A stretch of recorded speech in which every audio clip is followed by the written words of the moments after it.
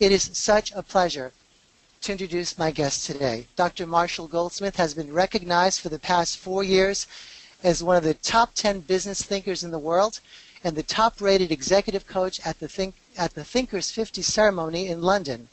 He's been helping successful leaders achieve positive, lasting change in behavior for more than 35 years. Marshall is author or editor of 35 books, which have sold over 2 million copies, been translated into 30 languages, and become bestsellers in 12 countries. Among them, there are 2 New York Times bestsellers, Mojo and What Got You Here Won't Get You There.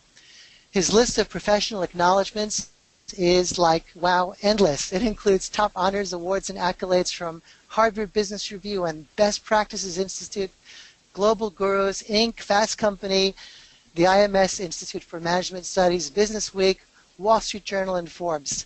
He's one of the great teachers. In fact, he teaches executive education at Dartmouth's Tuck School of Business. I want to add that he's also a giver. He's been a volunteer teacher for U.S. Army generals, Navy admirals, Girl Scout executives, international and American Red Cross leaders. His latest book is called Triggers, and it's a personal playbook on how to achieve change in our lives, make it stick, and become the person. Now, what are we going to be doing today? Number one, understand the key role the triggers in our environment play in impacting behavior. Learn how to help you and your clients structure and create positive change. Learn a new model that you can use for planning, team building, and business coaching. Then I'm going to talk about 6 different studies that show why the important thing in leadership development and coaching and engagement, it's really more the person than the process, the coach.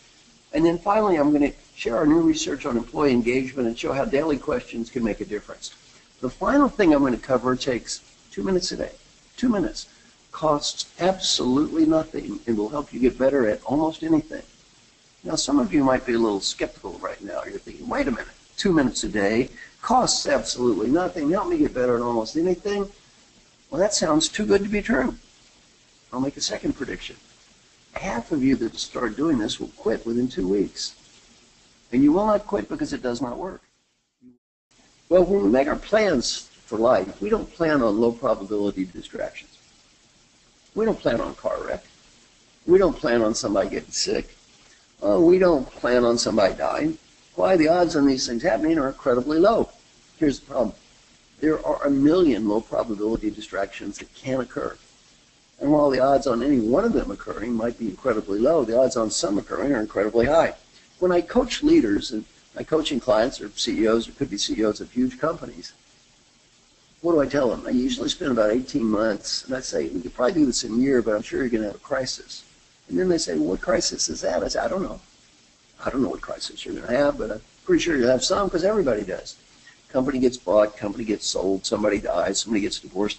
Things happen in life that we never really plan on. There is an incredibly high probability of low probability distractions. We are bombarded with triggers that take us away from our goals.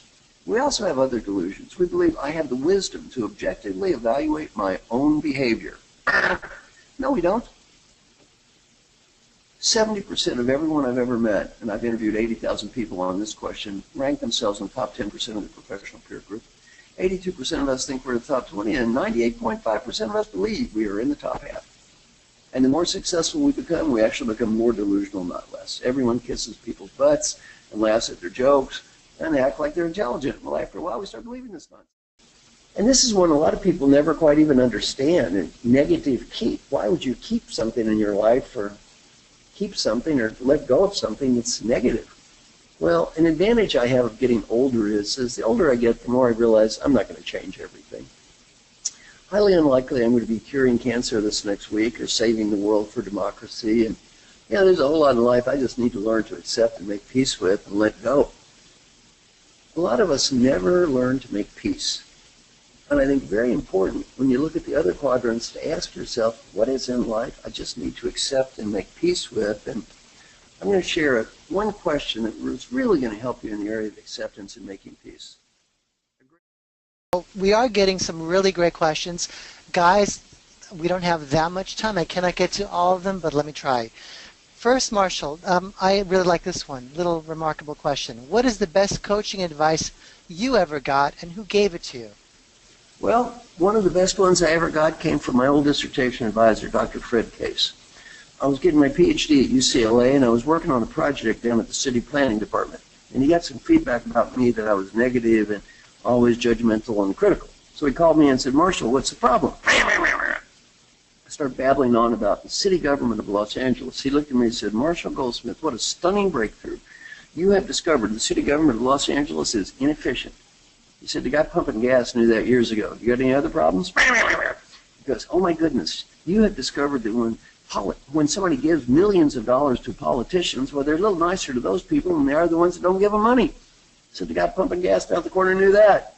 He said, you know, Marshall, you're coming across as a negative, whiny, judgmental pain in the butt. And he said, I'm going to give you two choices. Option A, continue down that bad road and you're fired and you're never going to graduate and you wasted the last 4 or 5 years of your life. Option B, you can start having some fun. Still try to make a positive difference, but have some fun and quit being so judgmental and annoying.